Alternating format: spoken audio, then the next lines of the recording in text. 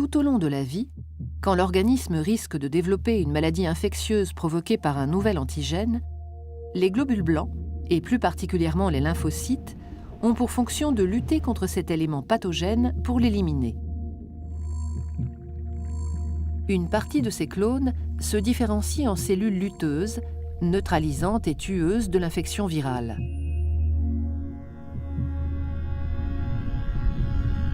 Une autre partie demeure sous forme de lymphocytes B mémoire, T4 mémoire, T8 mémoire, spécifiques de cet antigène. Ces lymphocytes mémoire sont stockés en réserve dans les organes lymphoïdes, dans le thymus, dans la rate et dans les ganglions lymphatiques. Ils ont la caractéristique d'être hypersensibles et très réactifs. Ces cellules mémoire ont une durée de vie très longue, estimée à plusieurs décennies. Lors d'une nouvelle attaque par un antigène déjà connu, les cellules présentatrices d'antigènes, comme les cellules dendritiques, phagocytent l'agresseur, captent sa fiche d'identité, son peptide, et l'exposent à leur surface.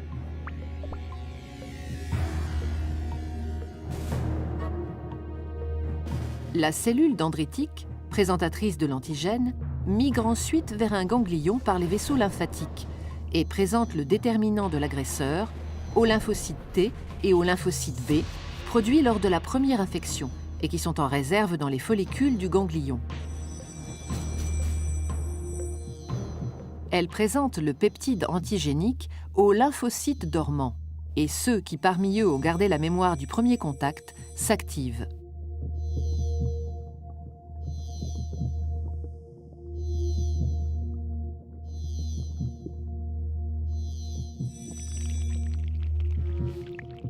Les lymphocytes B et T entrent en mitose dans les follicules, ce qui entraîne le gonflement du ganglion. Les lymphocytes T cytotoxiques, comme les plasmocytes producteurs d'anticorps, partent alors vers le lieu de l'infection par les vaisseaux sanguins. Grâce à l'action des lymphocytes mémoire, la réponse adaptative sera alors plus rapide, plus intense et plus efficace. Le sujet ne sera pas malade. Certains micro-organismes, virus ou bactéries, provoquent des maladies fulgurantes. Leur action est plus rapide que la réponse immunitaire. C'est le cas de maladies comme la poliomyélite, la rougeole, le tétanos, la grippe. Il est donc vital d'anticiper l'infection par la vaccination. Le vaccin est une préparation contenant en très petite quantité des fragments de bactéries ou de virus tués, de toxines atténuées ou purifiées, que l'on inocule pour stimuler préventivement la formation de lymphocytes mémoire. En cas d'attaque, l'infection sera rapidement endiguée.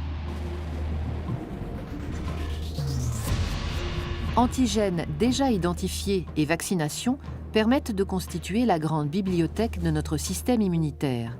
Ainsi, se construit pas à pas le patrimoine immunitaire de chaque individu.